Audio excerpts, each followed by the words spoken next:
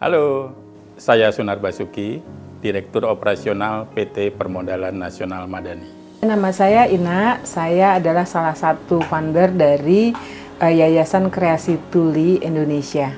Pembiayaan ke perempuan itu secara riset lebih bisa diandalkan dalam sisi tingkat pengembalian pinjaman. Karena perempuan itu di riset itu dinyatakan lebih komit terhadap keluarga dan pendidikan anak. Kalau saya bilang Akela itu gift dari Allah. Udah itu aja. Itu sudah menjawab semuanya.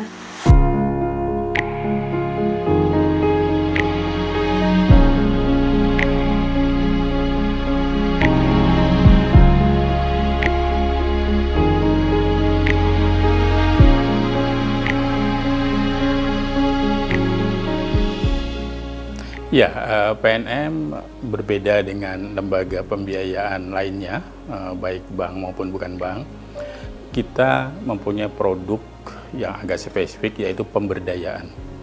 Pemberdayaan di sini maksudnya bahwa PNM tidak hanya memberikan permodalan atau pinjaman, tapi juga memberikan pelatihan-pelatihan, training-training, coaching, dan lain sebagainya untuk kemajuan usaha mikro kecil di Indonesia. Ya, dalam ruang lingkup pelatihan, PNM melakukan hampir seluruh jenis pelatihan yang kita bisa berikan kepada nasabah-nasabah PNM. Jadi dari mulai misalnya pelatihan digital pada saat COVID misalnya mereka nggak bisa bergerak, kita memberikan pelatihan-pelatihan bagaimana mereka menjual produk mereka itu secara digital melalui platform, dan itu sangat membantu nasabah-nasabah kami dalam memasarkan produknya. Salah satu pelatihan yang adalah pelatihan ekspor.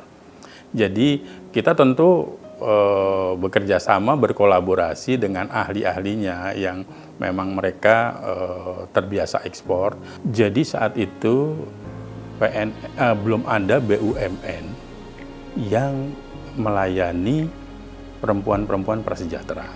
Jadi adanya bank dan jenis lembaga keuangan lainnya yang rata-rata sudah bankable. Sedangkan masih banyak perempuan-perempuan di Indonesia yang masyarakat prasejahtera yang belum terlayani, dan kita punya misi itu untuk membebaskan mereka dari semacam jeratan pinjaman-pinjaman yang istilahnya memberatkan lah bagi masyarakat. Nah, kita masuk ke perempuan prasejahtera karena sudah ada boleh dibilang contoh di internasional dan juga di Indonesia. Tapi itu belum dilayani oleh BUMN, dan kita masuk ke target market itu dan sangat berhasil gitu ya. Pasti ya setiap usaha rintisan pasti ada hambatan-hambatan gitu ya. Tapi karena kita melihat riset-riset di internasional juga bahwa pembiayaan ke perempuan itu secara riset lebih bisa diandalkan dalam sisi tingkat pengembalian pinjaman. Karena perempuan itu di riset itu dinyatakan lebih komit terhadap keluarga dan pendidikan anak. Nah, kenapa? Dasarnya perempuan yang diberikan. Karena sudah ada riset dan di internasional dan di Indonesia dinyatakan istilahnya itu sukses gitu ya, dibandingkan mungkin dengan pembiayaan ke non perempuan gitu ya. Ya, jadi kita sebenarnya nggak membedakan antara masyarakat yang istilahnya punya keterbatasan gitu ya dengan komunitas disabilitas dengan yang tidak. Dan bahkan kita punya sebenarnya empati lebih, karena biar bagaimanapun mereka adalah masyarakat yang perlu bisa mandiri gitu ya. Dan itu kita coba encourage, karena tujuan kita nggak hanya penyandang disabilitas, tapi masyarakat umum agar mereka bisa mandiri intinya. Sebenarnya kita mencoba untuk tetap berinovasi. Bagaimana kalangan disabilitas itu tetap bisa berinovasi. Karena kalau dari sisi kualitas sebenarnya misalnya untuk batik gitu ya, dengan mereka misalnya tidak bisa mendengar, itu mereka menjadi fokus sebenarnya dalam membatik. Nasabah PNM harus tetap punya mimpi, karena itulah kunci sukses dari nasabah-nasabah PNM. Jangan sampai terbelenggu oleh mindset, pola pikir yang tidak akan bisa berkembang. Kita harus yakin, kita harus memberikan semangat bahwa mereka akan bisa berhasil dari apa yang mereka mimpikan gitu ya.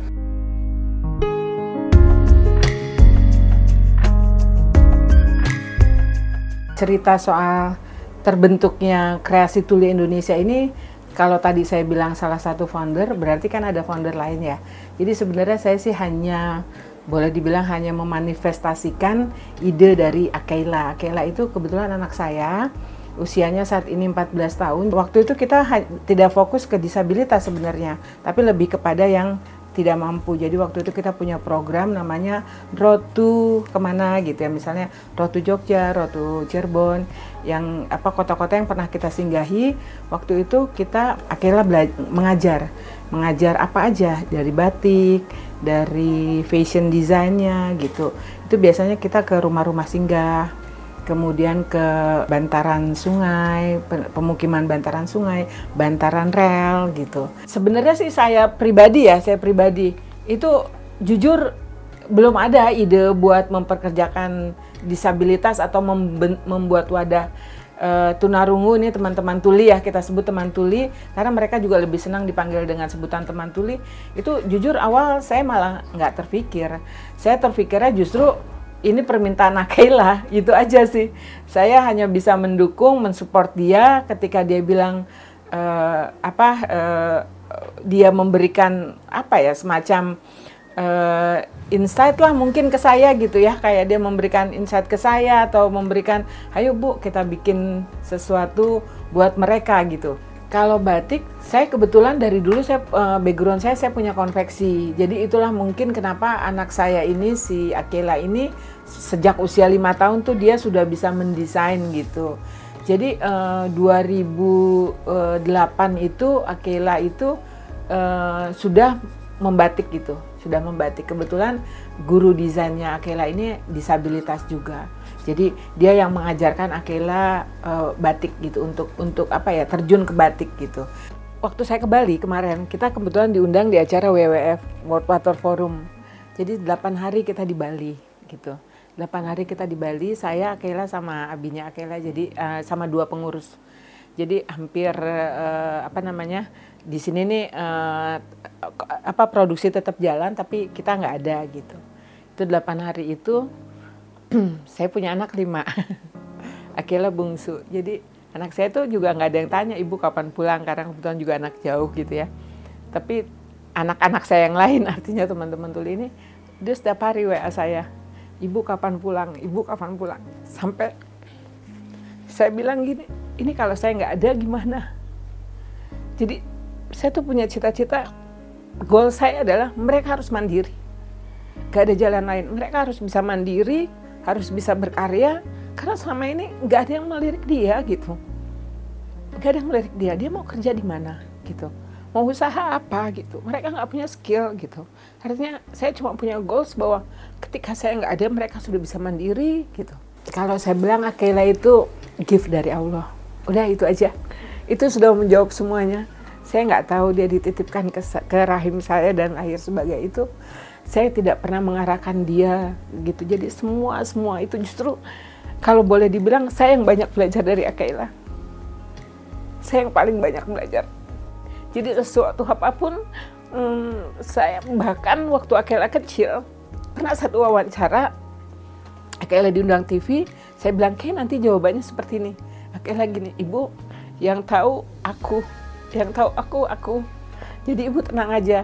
Jadi saya sampai sejak saat itu gitu ya, saya nggak pernah mengarahkan Akela, kamu begini ya kayak, kamu begini ya kayak, enggak. Justru saya yang banyak belajar dari Akela. Kalau PNM itu kan bantuannya ini ya, jadi finansialnya bukan ini tapi bantuan peralatan, kemudian bantuan bangunan gitu ya, yang rencananya nanti akan jadi workshop, tapi memang masih bertahap gitu. Seperti itu sih, sama pelatihan, pameran-pameran, dan bagi kami itu juga udah sangat apa ya, salah satu dukungan yang luar biasa. Pastinya perasaannya sih senang ya, senang banget gitu bahwa kita bisa jadi bagian dari Parade Wasra Nusantara ini gitu. Dengan harapan bahwa kreasi batik tuli ini nih akan semakin dikenal gitu. Kemudian orang akan teredukasi dengan filosofi yang ada di batik-batik ini gitu. Kemudian orang juga akan melihat bahwa teman tuli ternyata bisa berkarya juga. Seperti itu.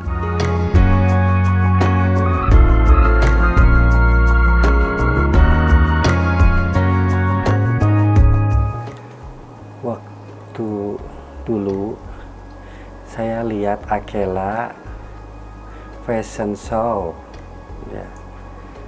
Saya ketemu nggak ada JBI, saya lihat cara gimana itu ada fashion, itu acara apa, wah saya tertarik lihat, saya tunggu lihat aja, mau ketemu saya pengen kenalan gitu pertamanya. Saya lihat ada Abi, ada Akela, ada Ibu Ina juga. Saya sebelum kenal, saya tanya, nama saya Pika, saya tuli. Ibu Ina, oh kamu tuli, iya.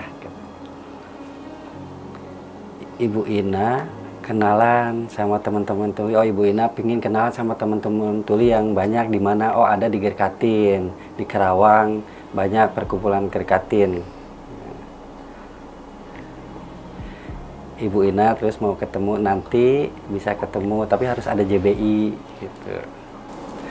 Teman-teman tuli mau latihan batik harus bisa belajar. Teman-teman mau kerja, latihan batik, aksesoris, kuliner, batik, menjahit.